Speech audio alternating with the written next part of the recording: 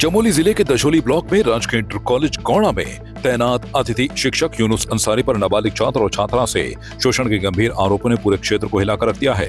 मूल रूप से नजीबाबाद उत्तर प्रदेश के रहने वाला यह शिक्षक राजनीति विज्ञान का गेस्ट फैकल्टी था, लेकिन जिस जिम्मेदारी और आस्था के साथ उसे स्कूल में जगह दी गई उसी को उसने कलंकित कर दिया। आरोप है कि यूनुस अंसारी ट्यूशन के बहाने 12वीं की एक छात्रा से छेड़छाड़ करता था, वहीं 7वीं कक्षा के एक छात्र का भी उसने शोषण किया। मामला तब खुला जब 26 नवंबर को स्कूल में अभिभावक संघ की बैठक बुलाई गई। परिजनों ने आरोप खुलकर रखे और हैरानी की बात यह रही कि शिक्षक ने सभी के सामने लिखित रूप से अपनी गलती स्वीकार भी कर ली। उसने माफी मांगने की कोशिश की, लेकिन गुस्से में भरे अभिभावकों ने कार्रवाई की मांग पर जोर दिया। घटना के बाद स्थानीय लोगों में भारी आक्रोश है। अभिभावकों का कहना है कि जिस स्कूल को बच्चों के लिए सुरक्षित माहौल के तौर पर देखा जाता है वही अब खतरे का कारण बन रहा है। इस बीच इस मामले ने नया मोड़ तब लिया जब यह खुलासा हुआ कि यूनुस अंसारी के पास दो स्थायी निवास प्रमाण पत्र मौजूद हैं, एक नजीबाबाद का और दूसरा चमोली उत्तराखंड का। यह खुलासा प्रशासनिक सिस्टम की पारदर्शिता और विश्वसनीयता पर बड़े सवाल खड़े करता है। सवाल यह है कि मूल रूप से यूपी का निवासी होने के बावजूद उसे चमोली का स्थायी निवासी प्रमाण पत्र कैसे जारी किया गया? क्या यह विभागीय लापरवाही का मामला है या फिर किसी ने नियमों को ताक पर रखकर दस्तावेज जारी किए हैं? प्रशासन ने दोनों निवास प्रमाण पत्रों की जांच शुरू कर दी है। पुलिस अलग से आरोपी के दस्तावेज खंगाल रही है ताकि यह पता चल सके कि दोहरी पहचान किस तरह तैयार की गई। पटवारी विरुद्ध गौड़ा का एक प्रकरण जो कि चमोली तहसील क्षेत्र में पड़ता है, वहां पर राजस्व उप निरीक्षकों की हड़ताल होने के कारण कोतवाली चमोली में हस्तांतरित होकर आया है, जिसमें एक अध्यापक जो कि राजकीय इंटरमीडिएट कॉलेज गौड़ा में तैनात था, उसके द्वारा वहां की एक बालिका और एक बालक के साथ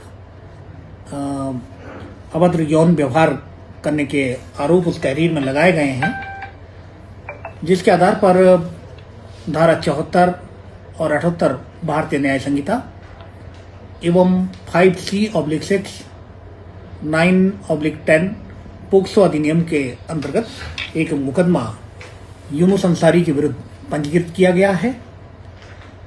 इस पर कल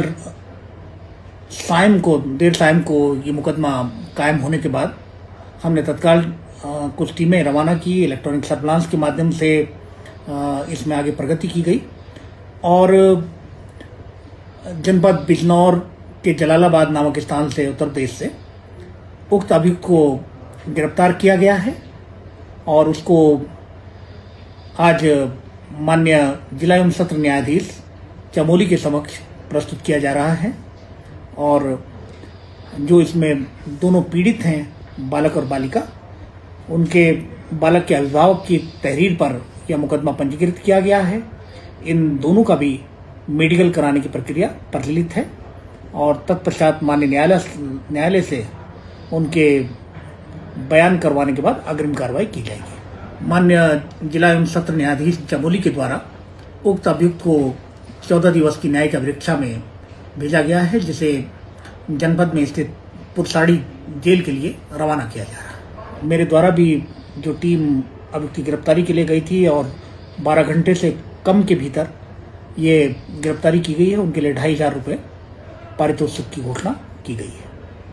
एक और 2 नाबालिग बच्चों के साथ घोर अपराध, दूसरी ओर सरकारी सिस्टम की कमियां। यह मामला न सिर्फ समाज को झकझोरता है बल्कि प्रशासन को भी अपनी व्यवस्था की गंभीर समीक्षा के लिए मजबूर कर रहा है। डेस्क रिपोर्ट, संवाद 365। आपकी इस पर क्या राय है, हमें कमेंट कर जरूर बताएं।